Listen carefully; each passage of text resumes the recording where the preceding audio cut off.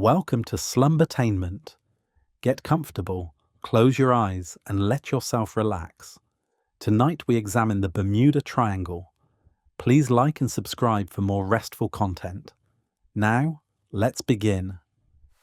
There is a place in the western North Atlantic Ocean where the water runs deep and the sky stretches wide and unbroken for hundreds of miles in every direction. It sits between the warm coasts of Florida, the scattered islands of Bermuda, and the outermost edge of Puerto Rico. A rough triangle of open ocean covering somewhere between 500,000 and 1.5 million square kilometers, depending on who is drawing the lines. That vagueness is not an accident. It is, in a way, the very first mystery of the Bermuda Triangle. Nobody has ever agreed on exactly where it begins and where it ends. The name itself is younger than most people assume. For centuries, sailors crossed these waters without giving the region any particular title. Ships disappeared, yes, but ships disappeared all over the Atlantic. The ocean was a dangerous place long before anyone thought to outline a specific stretch of it in red. The idea that this particular body of water deserved its own name, its own identity as a zone of danger, was a notion born not from the sea itself, but from a magazine article published in 1964. A writer named Vincent Gaddis, contributing to Argosy magazine, drew a triangle on a map connecting 3 points and called it for the first time in print the Bermuda Triangle. That name, those 3 words, would go on to haunt the 20th century in ways Gaddis could not have anticipated. But the story does not begin in 1964. It begins much earlier, in the slow accumulation of strange events that made Gaddis's triangle feel like an explanation rather than an invention. Long before anyone thought to connect the dots, sailors returning from voyages through the region brought back accounts that did not sit easily alongside the routine language of maritime logs. Compasses behaved oddly. Weather arrived without warning. Ships that set out in calm conditions were never seen again. The sea in this part of the Atlantic has always had a reputation, and reputations are built from something. Geographically, the region has characteristics that distinguish it from calmer stretches of ocean. The Gulf Stream, one of the most powerful ocean currents on Earth, runs directly through the triangle, carrying warm water northward at speeds that can exceed 9 kilometers per hour. For a vessel in distress, that current can mean the difference between wreckage being found and wreckage being carried hundreds of miles away before anyone begins to search. The seafloor beneath the triangle is anything but uniform. To the east, the Puerto Rico Trench drops to more than 8,500 meters, the deepest point in the entire Atlantic Ocean. Anything that sinks there sinks beyond the reach of any salvage operation that has ever been mounted. The weather in this part of the world has its own particular character. The Bermuda Triangle sits within a zone where tropical storms form and intensify with remarkable speed, where waterspouts, tornadoes that reach down from low cloud to the ocean surface, can appear and vanish within minutes, and where fog can descend without warning, even in otherwise clear conditions. None of this is supernatural. All of it is real, measurable, documented by meteorologists and oceanographers across many decades. And yet the accumulation of these conditions in one region does create an environment where the margin for error for a ship or an aircraft in difficulty is genuinely narrow. It is also worth noting that the Bermuda Triangle sits at one of the busiest crossroads of maritime and aerial traffic in the world. The shipping lanes between North America, Europe, and the Caribbean have passed through this region for 5 centuries. More ships cross these waters than almost any other stretch of open ocean on the planet. More air traffic passes overhead. A higher volume of traffic means, statistically, a higher number of incidents. Critics of the Bermuda Triangle legend have long pointed to this fact as a partial explanation for the number of disappearances attributed to the region. But statistics, however logical, have rarely satisfied those who have lost someone to these waters. The human instinct to find pattern in catastrophe is ancient and persistent. When ships vanished in the pre-industrial era, sailors gave the sea a personality, a will, a hunger. They populated the deep with creatures and currents and curses. When those same disappearances happened in the age of newspapers and radio, they acquired a different kind of language. The language of mystery, of conspiracy, of forces unknown to science. The Bermuda Triangle did not create this instinct. It simply became one of its most enduring expressions. What the triangle gave the 20th century was a geography of the unknown, a place on the map that could be pointed to, a set of coordinates where the ordinary rules seemed not to apply. That is a rare and powerful thing. Most mysteries are abstract, untethered to any particular location. The Bermuda Triangle had boundaries, even if those boundaries were disputed. It had a name. It had a shape that could be drawn in textbooks and printed on the covers of paperback books. It became the world's most famous stretch of water precisely because it offered the comforting illusion that the unknown had an address. Over the centuries, the list of vessels and aircraft that have vanished within or near the triangle grew long enough to fill entire books, and eventually did. Each new disappearance added another data point to a pattern that was already well established in the public imagination by the time the 1970s arrived. Some of those disappearances had mundane explanations that simply went unreported because the explanation was far less interesting than the mystery. Others remained genuinely unresolved, their final moments unknown, their wreckage never located, their crews never found. It is the unresolved ones that have kept the legend alive. This is the story of those disappearances, told as carefully and as honestly as the available record allows. It is a story that moves through centuries, from the first European sailors to enter these waters to the most recent cases that investigators have quietly filed under circumstances unknown. Along the way, it touches the edges of what science can explain and what it cannot, what the historical record supports and where the historical record goes silent. The Bermuda Triangle is not simply a place. It is a mirror held up to the long human relationship with the sea, and with the deep, persistent need to believe that somewhere out there, beyond the horizon, something extraordinary is waiting. On the 12th of October 1492, a sailor aboard the Pinta named Rodrigo de Triana became the first European to sight land in the Western Hemisphere. It was a moment that would reshape the world. But in the days and weeks before that sighting, the fleet of Christopher Columbus had been passing through waters that would one day carry a very different kind of fame. The logs Columbus kept during that voyage, among the most scrutinized documents in the history of exploration, contain entries that have fascinated researchers for centuries, not because of what they record about the New World, but because of what they record about the sea itself.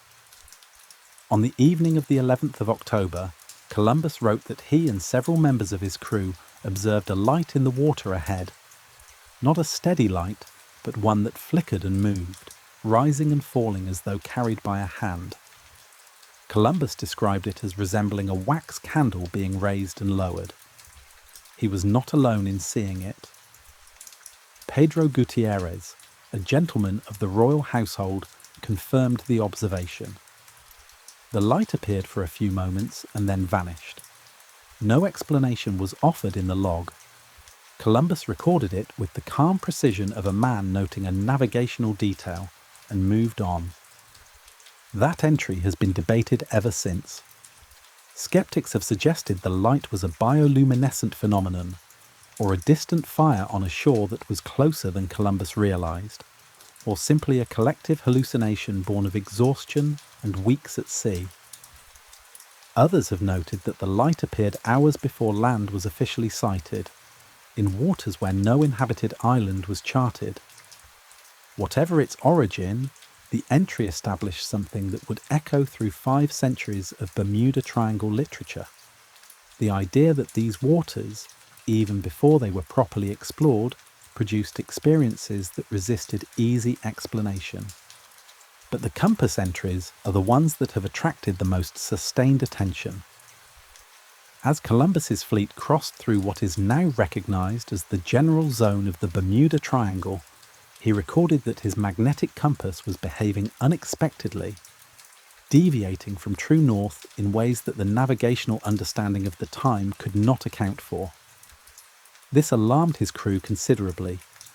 For sailors of the 15th century, the compass was not merely a tool, it was an article of faith, a fixed point in an uncertain world. The idea that it could be wrong, that the needle might point somewhere other than north, was deeply unsettling, and Columbus made the decision to conceal the full extent of the deviation from his men to prevent panic. What Columbus was almost certainly encountering was a well-documented phenomenon known as magnetic declination. The difference between magnetic north and true geographic north, which varies depending on where on the Earth's surface you are standing. The line of zero declination, where magnetic north and true north align perfectly, runs roughly through the Bermuda Triangle region. As Columbus's fleet crossed that line, the compass readings would have shifted in ways that seemed inexplicable to observers who had no framework for understanding the variation. The science in retrospect is straightforward, but for the men on those ships in the late months of 1492, there was no retrospect available to them. The significance of these entries is not that they prove something paranormal was occurring in the triangle. They almost certainly do not.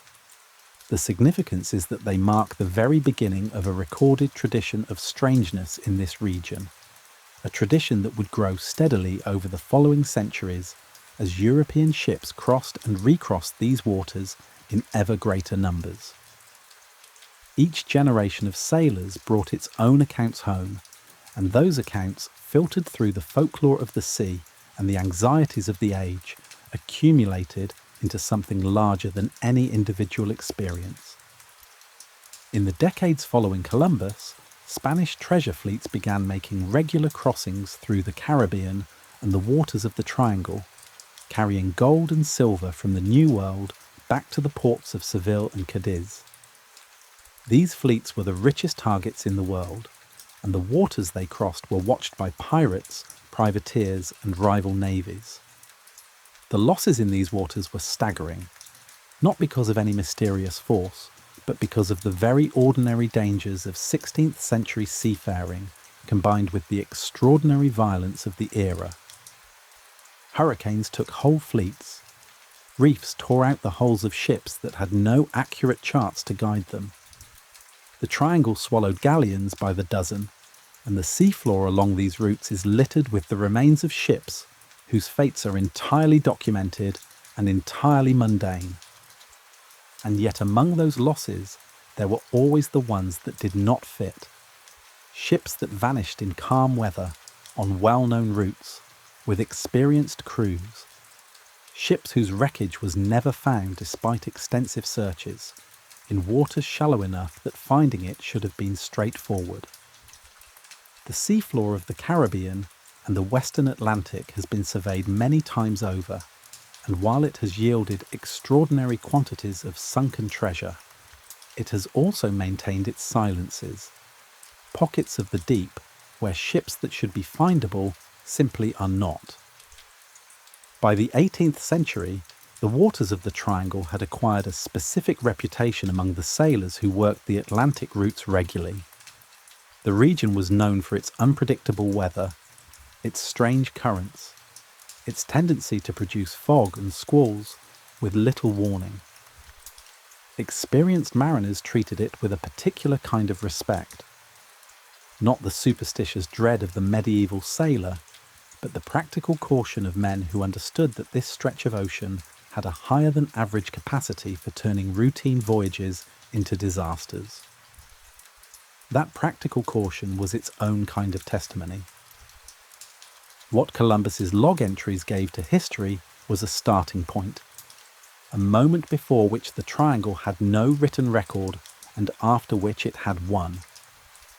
The whispers that began in 1492 never entirely stopped. They grew quieter in some eras and louder in others, filtered through different languages and different centuries and different ways of understanding the world. But the thread connecting that flickering light observed on the eve of a world-changing landfall to the investigations and disappearances that would follow across 500 years is unbroken.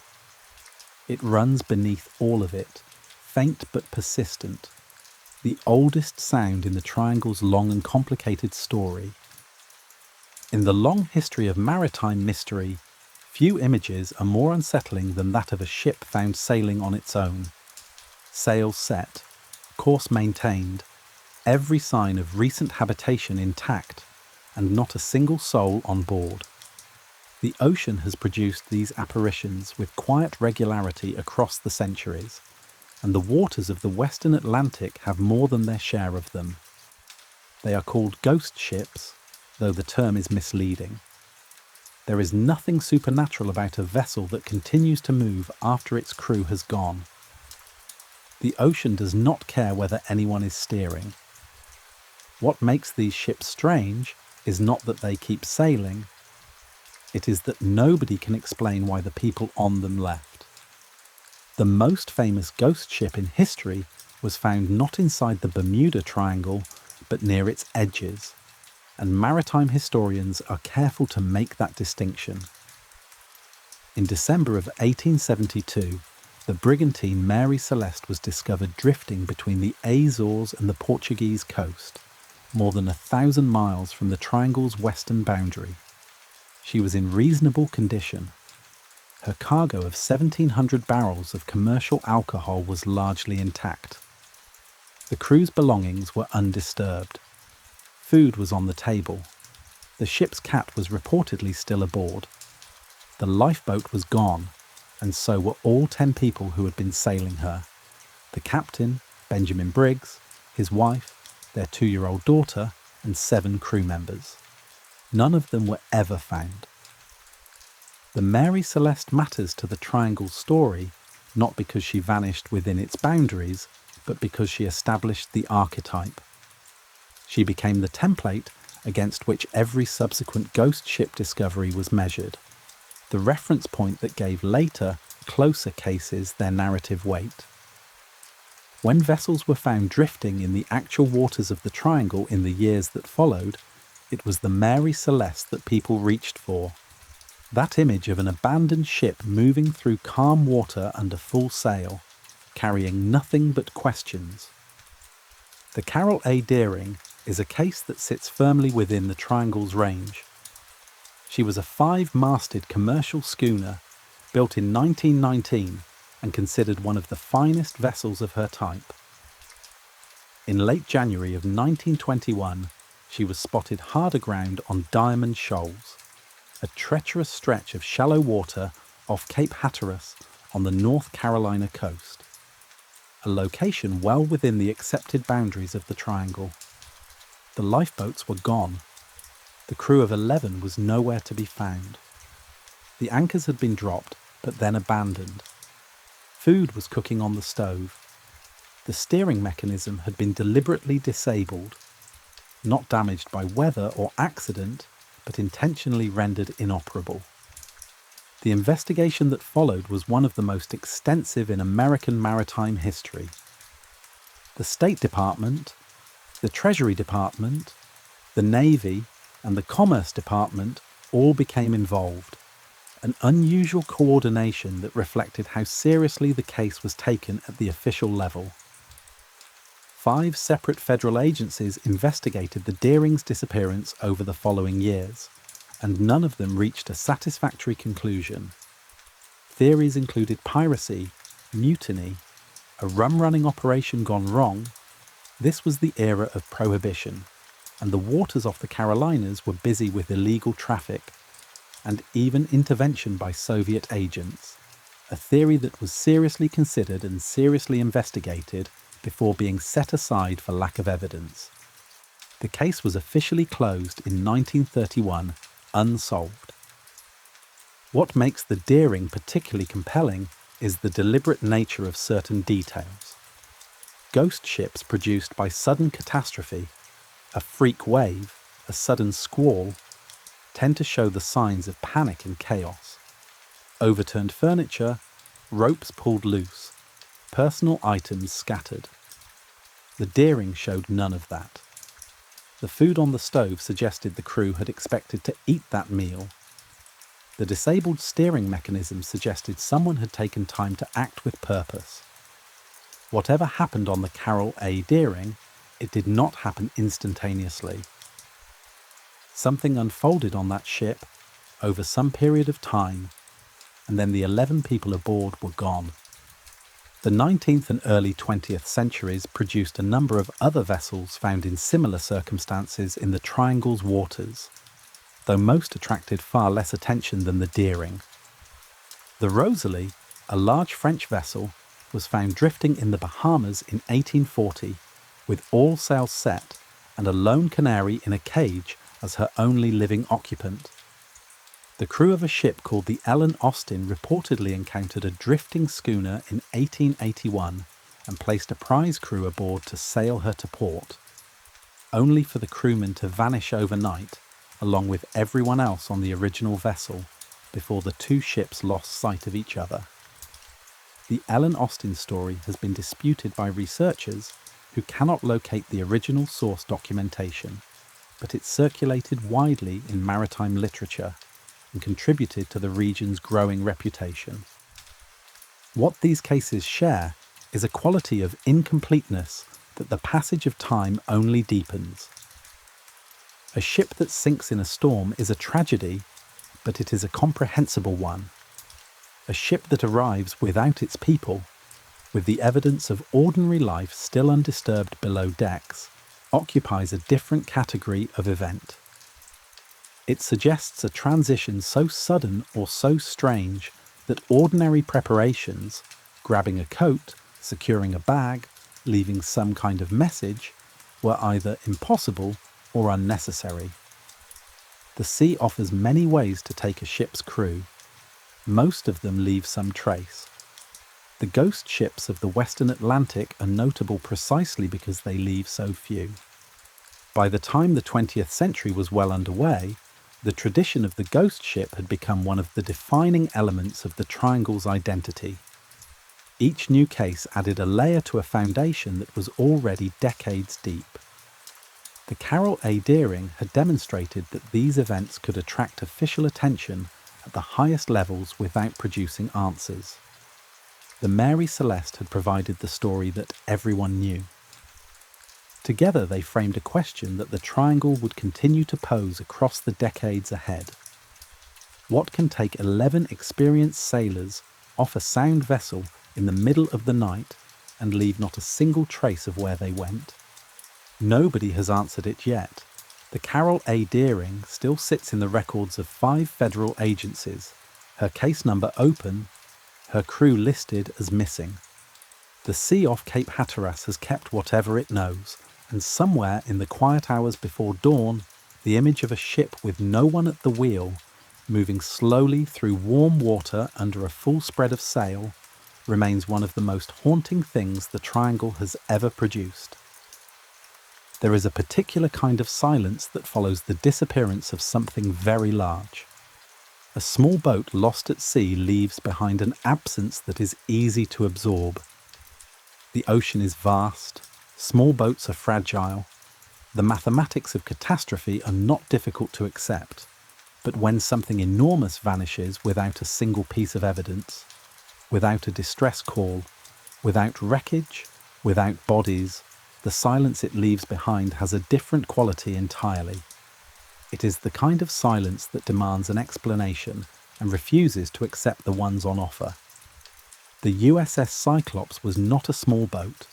She was a Proteus-class collier, a bulk cargo vessel built to carry fuel and supplies to the United States Navy's ships across the world.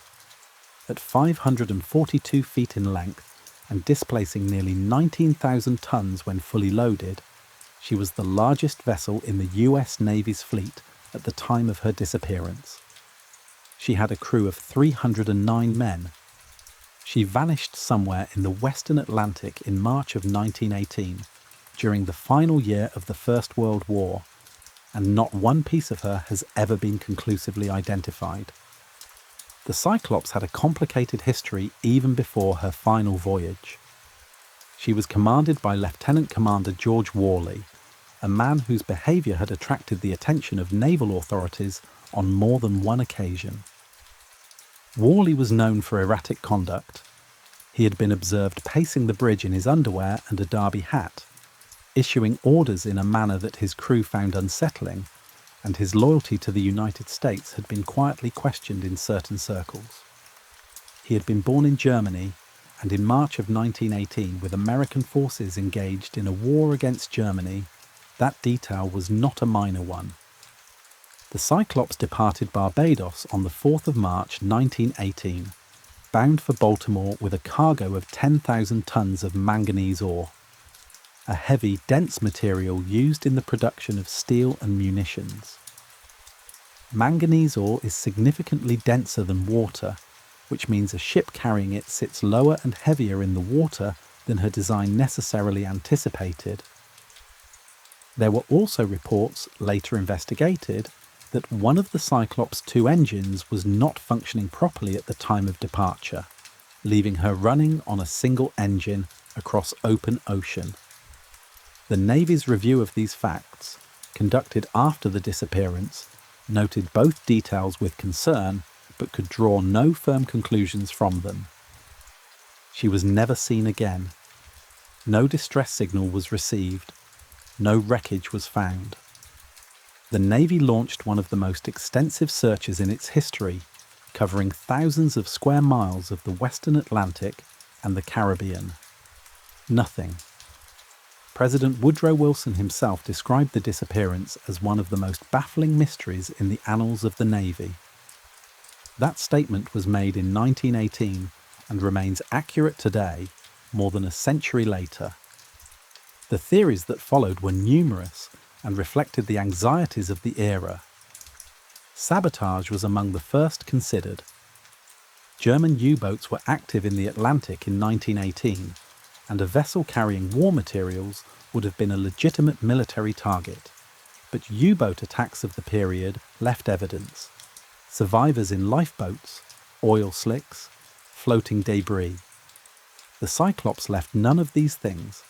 German naval records, examined after the war by American investigators, contained no reference to any attack on a vessel matching the Cyclops' description in that region at that time. The U-boat theory was never definitively ruled out, but it was never supported by any material evidence. Structural failure was another possibility. Manganese ore, loaded unevenly or shifting in heavy seas, could theoretically stress a hull beyond its limits. A catastrophic structural failure, the ship breaking apart rapidly enough that no distress call could be sent, would explain the absence of a radio message. It would not as easily explain the absence of any floating wreckage from a vessel of that size. A 500-foot ship carries an enormous amount of material that does not sink. Life preservers, wooden fittings, barrels, crates. In documented cases of ships lost to structural failure, the ocean has always given something back. The Cyclops gave nothing. Commander Worley's German origins fueled speculation about deliberate scuttling.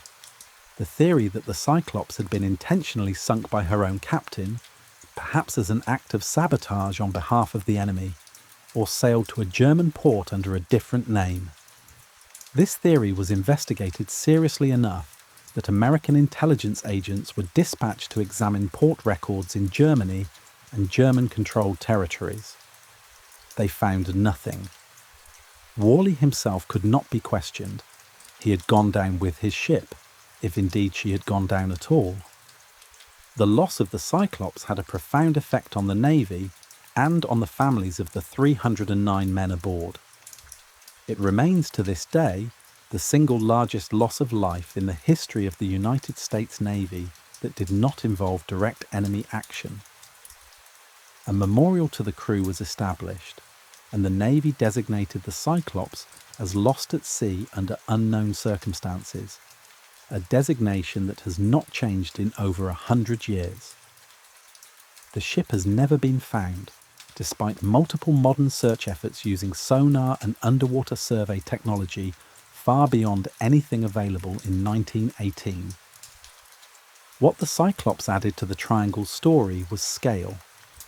Previous disappearances had involved smaller vessels, private ships, fishing boats, brigantines. The loss of a nearly 19,000-ton naval vessel with over 300 men aboard demonstrated that whatever the Triangle took, it could take anything. Size offered no protection. Naval training offered no protection. Official attention and the full resources of the American government offered no resolution. The Cyclops went into the water somewhere between Barbados and Baltimore in the spring of 1918 and left behind nothing but questions that the passing of a century has done nothing to answer. The ocean between those two points has been crossed millions of times since. Ships larger than the Cyclops make that passage every week. Most of them arrive without incident, but somewhere along that route, in water that has been searched and searched again, the largest mystery in American naval history is still waiting to be found. On the 5th of December 1945, 14 men climbed into 5 torpedo bombers at Naval Air Station Fort Lauderdale in Florida and took off on a routine training exercise. They were flying TBF Avengers, sturdy, reliable aircraft that had performed with distinction throughout the Second World War, which had ended just 3 months earlier. The exercise they were conducting was called Navigation Problem Number 1, a standard over-water triangular navigation route that student pilots flew regularly. The weather was clear. The sea was calm. The men were experienced. Every condition that afternoon pointed toward an unremarkable 2-hour flight ending in an unremarkable landing before sunset. None of the 14 men ever came back. The flight was led by Lieutenant Charles Taylor, a veteran pilot with more than 2,500 hours of flying time. His 4 aircraft each carried a crew of 2 or 3, and the exercise was designed to take them east over the Bahamas, north, and then back southwest to Fort Lauderdale, a route that experienced navigators could manage without difficulty. Taylor was not flying with student pilots. These were men who knew the aircraft and knew the procedures. The flight lifted off at around 2:15 in the afternoon, with nothing to suggest that the day would end any differently from the hundreds of training exercises that preceded it. The first sign that something was wrong came approximately 90 minutes into the flight. A transmission from Taylor reached the Fort Lauderdale tower. His compasses were not working. Both of them. He reported that he was not sure of his position and could not be certain which direction was west. The duty officer at the tower attempted to reach him on the emergency frequency, but could not establish reliable contact. Taylor had switched to a different radio channel to avoid confusion with another flight using the same frequency, and in doing so had moved away from the one channel that would have allowed the clearest communication with the ground. It was a decision made in good faith that narrowed his options considerably. What followed over the next several hours was pieced together from partial radio transmissions, many of them fragmentary, some of them contradicted by others, all of them filtered through atmospheric interference that worsened as the afternoon wore on. Taylor believed he was over the Florida Keys, the chain of islands southwest of Miami. Based on that belief, he flew northeast, reasoning that this would take him back toward the mainland. The problem, investigators later concluded, was that he was almost certainly not over the Keys at all. He was most likely east of the Florida Peninsula, over the Bahamas. By flying northeast to correct what he believed was his position, he was in fact flying further out to sea. The other pilots in the flight were aware that something was wrong. Radio transmissions recorded at the time include a voice, never conclusively identified, saying that if they flew west, they would reach home. Taylor, convinced of his position, continued on his chosen heading. The sun was setting. Fuel was running low. The weather, which had been calm at takeoff, was deteriorating over the area where Flight 19 was believed to be flying, with winds increasing and seas building to what the Navy's subsequent inquiry described as rough conditions. The last transmission from Taylor was received at around 7:15 in the evening. After that, silence. The search launched that night and the following days was the largest in the history of naval aviation to that point. Over 300 aircraft and dozens of ships combed the waters east of Florida and north of the Bahamas. They found nothing, no wreckage, no life rafts, no oil slicks, no bodies. The ocean offered no confirmation that 5 aircraft carrying 14 men had gone into it at all. The search continued for 5 days before being officially suspended, having recovered not a single piece of material that could be definitively linked to the missing Avengers. Among the aircraft sent to search for Flight 19 was a large PBM Mariner flying boat, call sign Training 19, that took off from Naval Air Station Banana River at around 7:27 in the evening. It was never seen again either. A tanker in the area reported seeing a ball of fire in the sky shortly after the Mariner's departure, and the Navy's inquiry concluded that the aircraft had most likely suffered an explosion, possibly from fuel vapours igniting in the bilge. The Mariners had a known tendency toward fuel leaks and had been nicknamed flying gas tanks by their crews. But no wreckage from the Mariner was ever recovered either, and the tanker crew's account could not be corroborated. The Navy's official inquiry into the loss of Flight 19 ran to hundreds of pages. It examined every transmission, every witness account, every meteorological report from that afternoon and evening. Its conclusion regarding the cause of the disappearance was, in the language of official investigations, that the fate of Flight 19 is not ascertainable from the evidence at hand. In an earlier draft of the inquiry report, the cause had been listed as pilot error on the part of Lieutenant Taylor.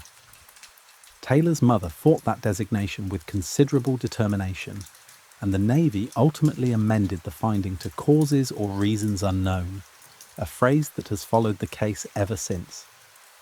Taylor himself remains a difficult figure to assess from this distance. He was experienced, capable, and by all accounts a skilled pilot. The decision that most likely sealed the fate of Flight 19, the conviction that he was over the Keys when he was almost certainly not, was the kind of error that could befall any pilot disoriented over open water without reliable instruments. What made it fatal was the combination of that error with the deteriorating weather, the fading light, the fuel running low, and the radio difficulties that prevented the ground from correcting his course before it was too late.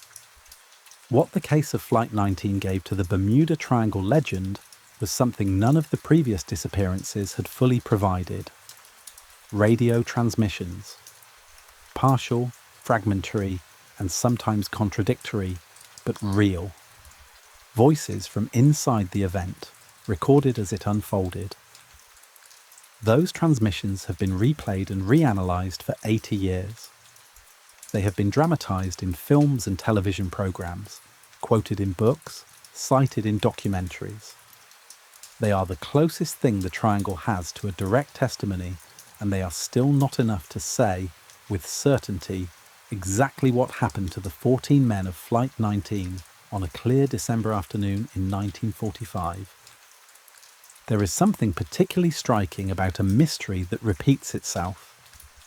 A single disappearance can be assigned to chance, to weather, to the particular misfortune of a particular crew on a particular night, but when a second disappearance follows the first, same airline, same route, same absence of explanation, the randomness becomes harder to accept.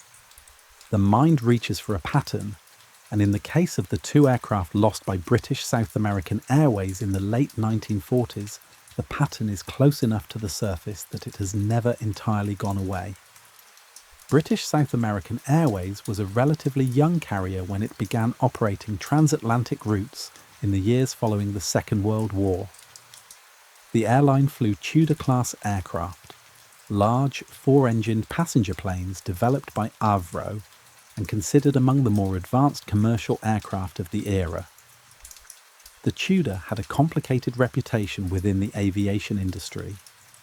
It had been designed for high-altitude flight, but in practice required modifications to make it suitable for long overwater routes.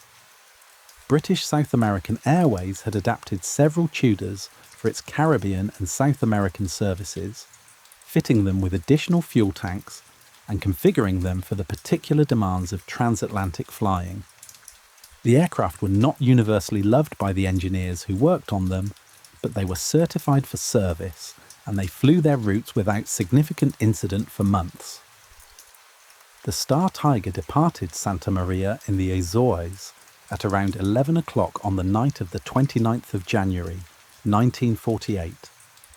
She was bound for Bermuda, carrying 23 passengers and 6 crew. The flight was a long one, more than 2,000 kilometres over open ocean, and the crew had reported some difficulties before departure. A heating system had been malfunctioning, and the aircraft was flying lower than planned because of unfavourable winds at higher altitudes. The lower altitude meant higher fuel consumption. The captain, Brian Macmillan, was an experienced pilot, and he filed regular position reports as the flight progressed through the night. The last position report from the Star Tiger arrived at Bermuda's Kindley Field at around 3 in the morning on the 30th of January. Macmillan reported that his estimated time of arrival was approximately 5 hours away, that his fuel situation was adequate, and that everything was in order. There was nothing in the transmission to suggest difficulty. Kindley Field acknowledged the report and awaited the next one, which was due an hour later. It never came. The Star Tiger simply ceased to exist as a radio presence, and when she failed to arrive at the expected time, the search that followed found nothing in the water between the Azores and Bermuda. 29 people gone without a word. The formal inquiry into the loss of the Star Tiger was conducted by the British Ministry of Civil Aviation, and its published findings were unusually candid about the limits of what could be determined. The inquiry concluded that it was not possible to make a definitive finding on the cause of the accident, and that the mystery of the Star Tiger must be content to remain unsolved. That phrase, must be content to remain unsolved, has a resigned quality to it, the language of investigators who had exhausted every avenue and found nothing at the end of any of them. The most likely cause was considered to be some form of navigational difficulty compounded by the lower-than-planned altitude and the fuel situation, but this was inference rather than evidence. The sea had provided nothing concrete. Then almost exactly 1 year later, it happened again. The Star Ariel departed Bermuda on the 17th of January, 1949, bound for Kingston in Jamaica. She carried 13 passengers and 7 crew. The weather was good. The aircraft was in serviceable condition. The captain, J.C. McPhee, sent a routine position report approximately 30 minutes into the flight, reporting clear skies, and that he intended to change his radio frequency to maintain contact with Kingston. That report was sent and received without incident. After that, nothing. The star aerial made no further contact with any ground station, and no trace of the aircraft or anyone aboard her was ever found. The two losses, coming within a year of each other on routes that passed through or near the triangle's northern edge, effectively ended British South American Airways as an independent carrier. The airline was merged with British Overseas Airways Corporation in 1949, partly as a consequence of the damage to its reputation and finances caused by the two disappearances. The Tudor aircraft type was grounded pending investigation and was eventually withdrawn from passenger service entirely, though the inquiry into the Star Aerial's loss reached conclusions that were similarly inconclusive to those about the Star Tiger. The Tudors were not cleared of suspicion, but no specific technical fault was ever identified that could account for either loss. What the investigations did surface was a series of concerns about the Tudor that had existed within the aviation industry before either disappearance. Questions had been raised about the aircraft's handling characteristics, its behaviour in certain weather conditions, and the modifications made to accommodate extra fuel. None of these concerns had been severe enough to ground the aircraft before the losses. After two disappearances with no evidence to examine, none of them could be confirmed as causal either. The Tudor simply became another entry in the long list of aircraft whose losses in the Triangle's vicinity could not be explained with the information available. The coincidence of the timing, the near identical routes, the same airline, the same absence of distress calls, the same vanishing without wreckage in both cases, has given the Star Tiger and Star Aerial a particular place in the Triangle's catalogue. They are the paired mysteries, the matched set, the two cases that most insistently resist the argument that each disappearance is an isolated event unconnected to any larger pattern. Whether that pattern reflects something real about the waters between the Azores, Bermuda and the Caribbean, or whether it reflects the human need to see connection where there is only coincidence, is a question that the evidence has never been sufficient to settle. The inquiry reports sit in archives now, their careful language unchanged since they were written. The Star Tiger must be content to remain unsolved. In the years since, nothing has emerged to suggest it need be anything else. Every legend has a moment when it stops being a collection of stories and becomes something larger, a named thing, a cultural fact, an idea that travels independently of the events that gave rise to it. For the Bermuda Triangle, that moment arrived in the February 1964 issue of Argosy magazine, in an article written by a journalist and author named Vincent Gaddis. The article was titled "The Deadly Bermuda Triangle." It was not a long piece. It did not break new ground on any of the individual cases it described. What it did, with a simplicity that turned out to be enormously powerful, was draw a shape on a map and give that shape a name. Gaddis had been writing about maritime and aerial mysteries for years before the Argosy piece, and he had a sharp instinct for what made a story stick. The genius of his approach was the triangle itself, not as a geographic feature, because the region has no natural triangular boundaries, but as a frame. By connecting three named points on a map, Gaddis gave his readers something they could visualize, something they could locate, something with edges. The mysteries he described were no longer scattered incidents occurring across a vague stretch of ocean. They were events that had happened inside a defined space, and that space had a personality. The article attracted considerable attention and generated letters to the magazine for weeks afterward. Gaddis expanded his ideas into a book chapter published in 1965 in a collection called Invisible Horizons, which gathered a range of maritime mysteries under one cover. The Triangle chapter was the most discussed section of that book, and it circulated through the kind of readers, curious, inclined towards the unexplained, hungry for a mystery that felt grounded in real events, who would carry the idea forward through the decade. By the time the 1970s arrived, the Bermuda Triangle had become a fixture of popular culture, but the event that truly launched it into the mainstream was a book published in 1974. Charles Berlitz was already a well-known name when he turned his attention to the Triangle. He was the grandson of Maximilian Berlitz, founder of the Berlitz language schools, and he had made a career as a writer of popular books on unexplained phenomena. His book, titled simply The Bermuda Triangle, was published in 1974 and became one of the best-selling non-fiction books of the decade.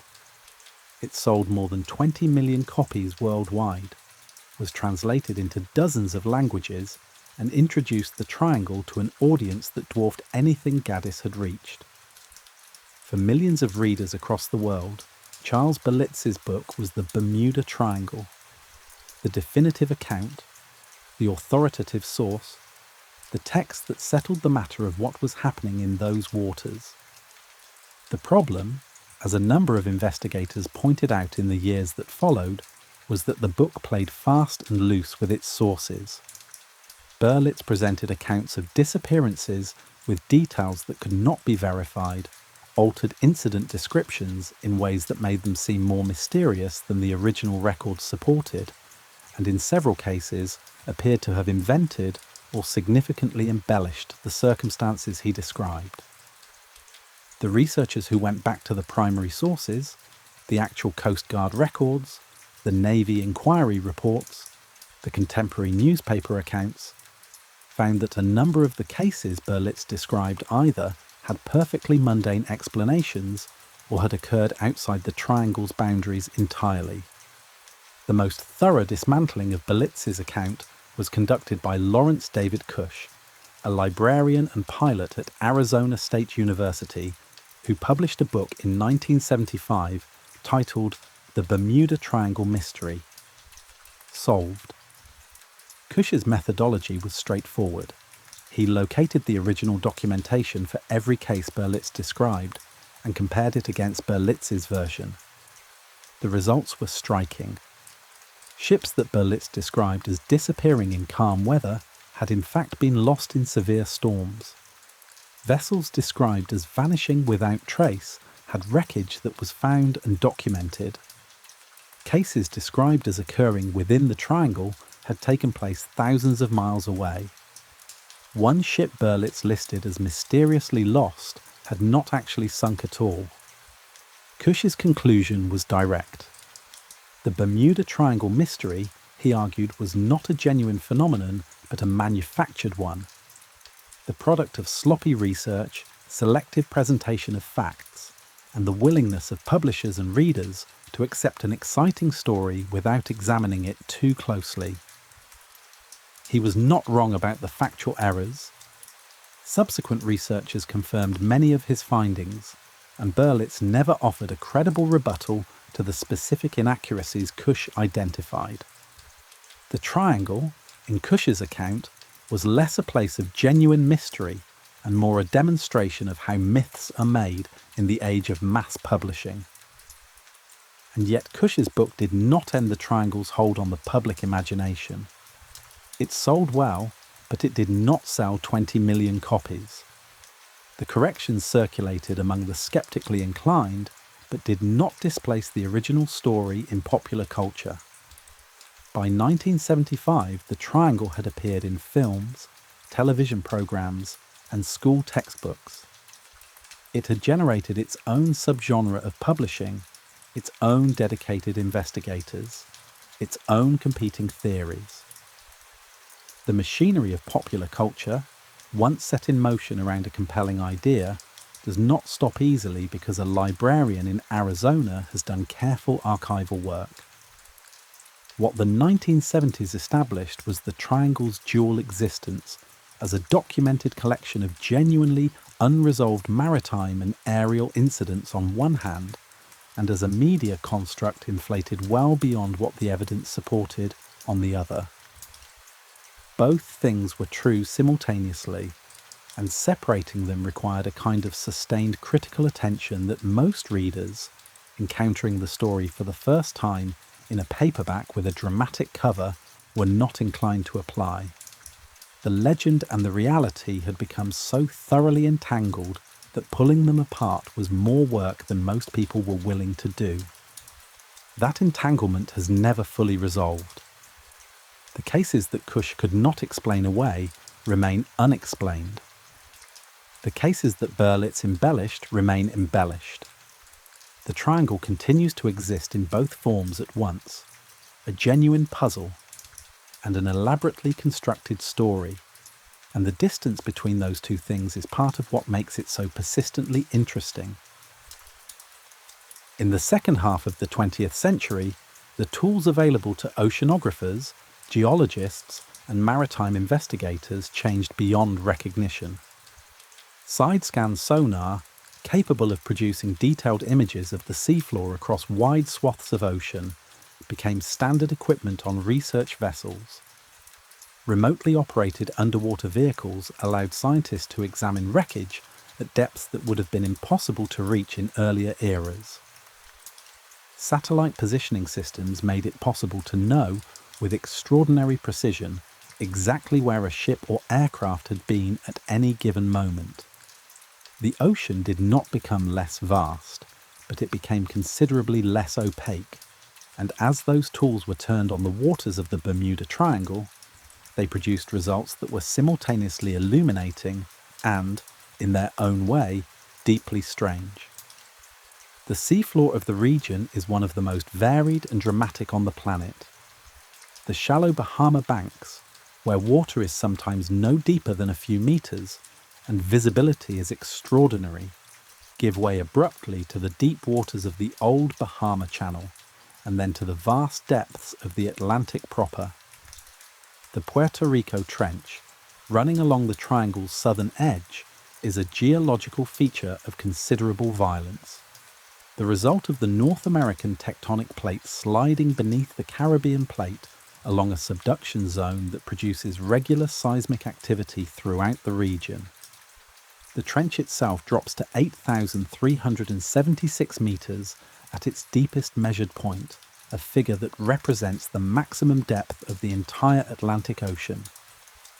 One of the most discussed scientific theories applied to the triangle in recent decades involves methane hydrates.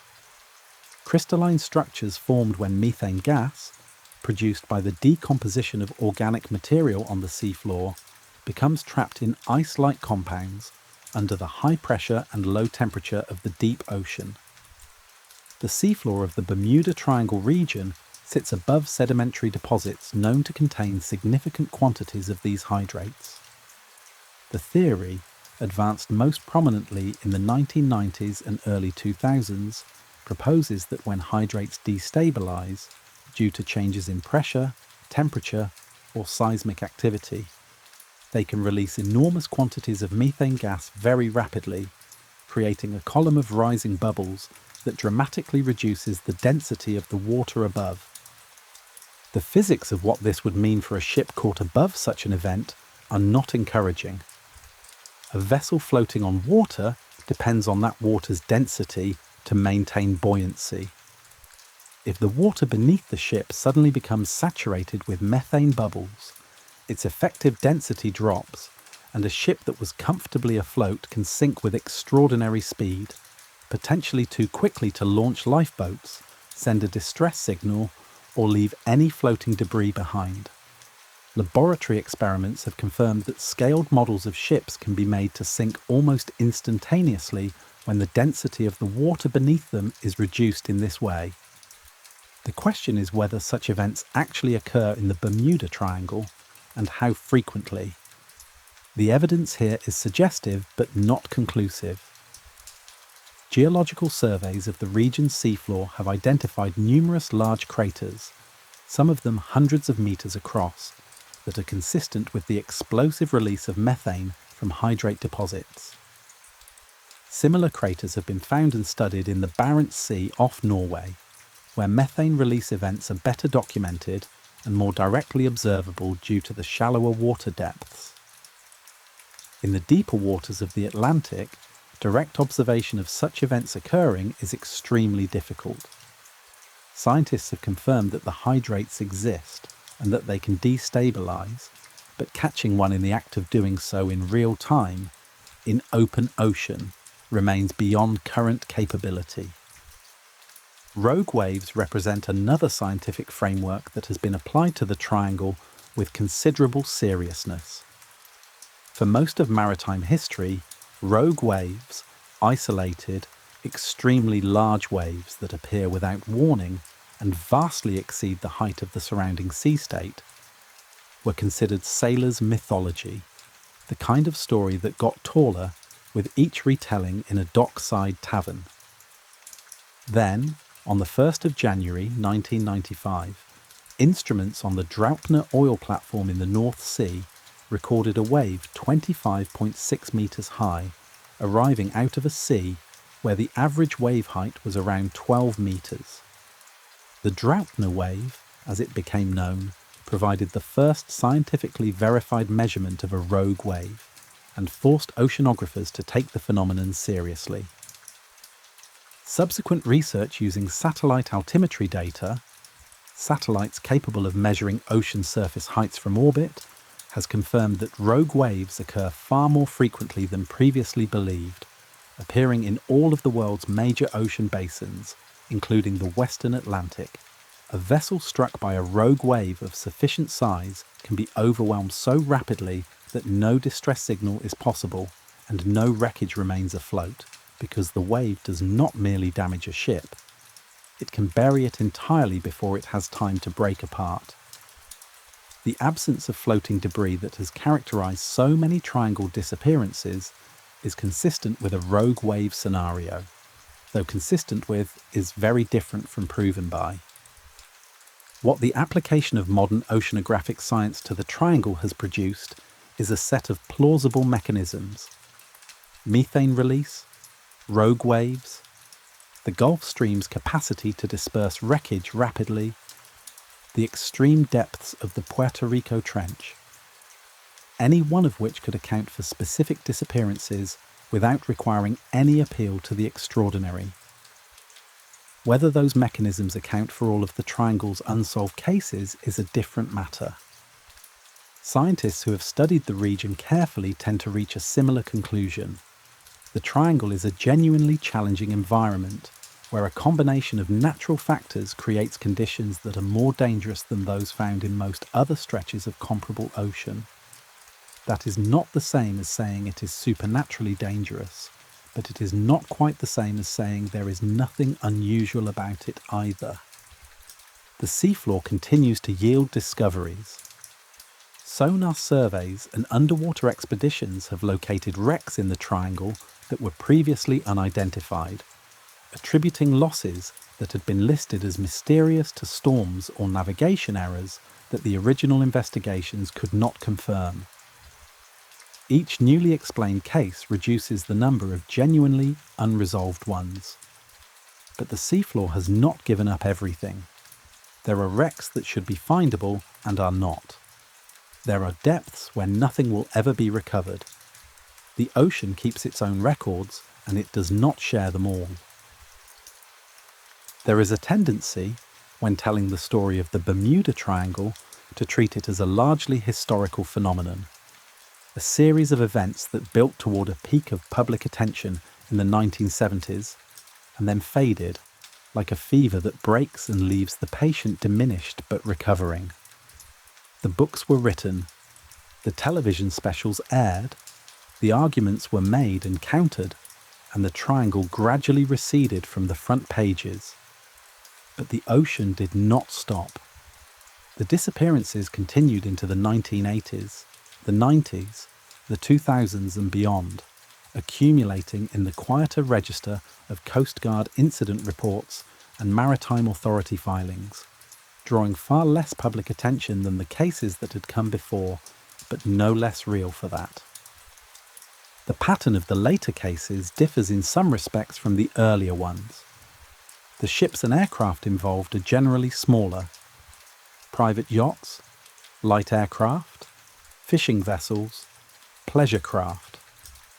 The crews tend to be fewer in number. The incidents receive local news coverage and then disappear from public consciousness within days, absorbed into the routine statistics of maritime and aviation accident reporting. What distinguishes them from accidents occurring elsewhere in the world's oceans is partly geographic. They happen in the same defined space that the earlier famous cases inhabited, and partly qualitative. A number of them share the characteristic that has defined the triangle's most compelling entries. They leave no wreckage, no bodies, and no explanation. The Witchcraft was a 23-foot cabin cruiser owned by a Miami hotel developer named Dan Burak. On the 22nd of December 1967, Burak called the Miami Coast Guard to report that his boat had struck something, possibly a submerged object, and that while the vessel appeared undamaged and was not in immediate danger of sinking, he would appreciate assistance. He gave his position as approximately 1 mile off from the Miami harbour entrance, a location well within the triangle's western edge and in waters that are routinely patrolled. The Coast Guard dispatched a rescue vessel immediately. It arrived at the coordinates Burak had provided 19 minutes after the call. There was no sign of the Witchcraft, no sign of Burak, and no sign of his passenger, a priest named Father Patrick Horgan. The Witchcraft had been equipped with flotation devices designed to prevent it from sinking under almost any circumstances. The Coast Guard searched for over 1,000 square miles. Nothing was found. In October of 1991, a Grumman Cougar jet trainer disappeared over the Triangle while on a flight from Fort Lauderdale to Grand Turk Island. The pilot, an experienced aviator named Paul Lucaris, was in radio contact with Miami Air Traffic Control when the aircraft began a routine descent. The controller handling the flight watched the radar return fade and then disappear entirely. No distress call was issued.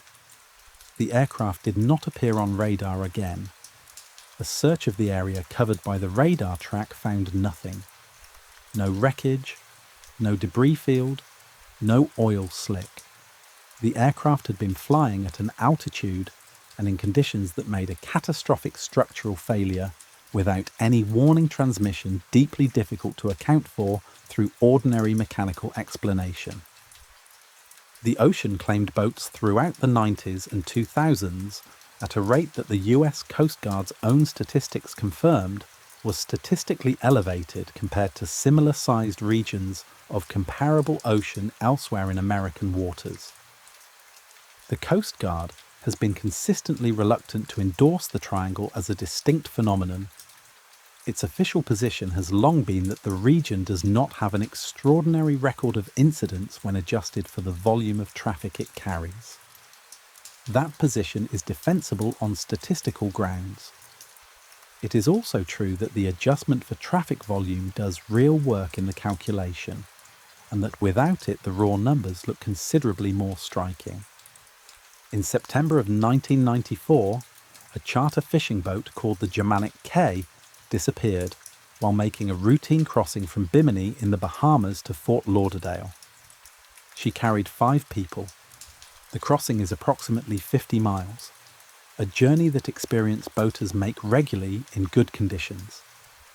The weather on the day of the Germanic K's disappearance was not ideal, but was within the range that a vessel of her type was built to handle. She filed a float plan and departed Bimini in the morning. She never arrived in Fort Lauderdale, and a search that extended over several days and covered the entire crossing route found no trace of her or her passengers. What is striking about the later cases, viewed collectively, is the degree to which they replicate the structural features of the earlier, more famous disappearances. The pattern repeats with an almost mechanical consistency. Departure in conditions that do not suggest unusual risk. Routine radio contact maintained until a point at which it abruptly ceases. A search that covers the logical area thoroughly and finds nothing. an investigation that cannot establish cause. This pattern has occurred with enough regularity across enough decades to resist reduction to a series of unrelated coincidences. Whether it points to something specific about the region's physical environment, some combination of known hazards that operates with unusual efficiency in these waters, or to something that science has not yet adequately characterized, remains an open question. The cases that attract the least attention are often the ones that raise the most questions. A large commercial vessel lost with all hands in a documented storm is a tragedy, but it is an understood tragedy. A 23-foot cabin cruiser that vanishes 1 mile from a major harbour in good weather, 19 minutes after calling in a non-emergency, in an area under active Coast Guard coverage, is something else. The witchcraft case has never been explained. Neither has the Grumman cougar. Neither have dozens of smaller cases that never made it beyond the local section of the Miami Herald. The Triangle's later decades added no dramatic new theories to the debate. They added something quieter and in some ways more unsettling. The confirmation that the pattern had not stopped, that whatever had taken the Cyclops and Flight 19 and the Star Tiger was still at work in the same patch of ocean, still collecting its toll in the same methodical silence, long after the books were written and the television specials moved on to other mysteries. The cameras went away. The disappearances did not. Every story needs somewhere to end, and the Bermuda Triangle is no exception. But unlike most stories, this one does not end with a resolution. It ends with the same open water it began with. Deep, wide, indifferent, and still holding whatever it has taken over the course of 5 centuries. What has changed across those centuries is not the ocean. It is the people standing at its edge, asking questions that the sea has never once felt obliged to answer. The question of why the Bermuda Triangle captured the human imagination as thoroughly as it did is, in some ways, more answerable than the question of what actually happens inside it. The Triangle arrived at exactly the right moment in cultural history. The 1960s and 70s were a period of profound disruption in the Western world. Wars that refused to end cleanly, institutions that had lost credibility, official narratives that had been exposed as incomplete or dishonest.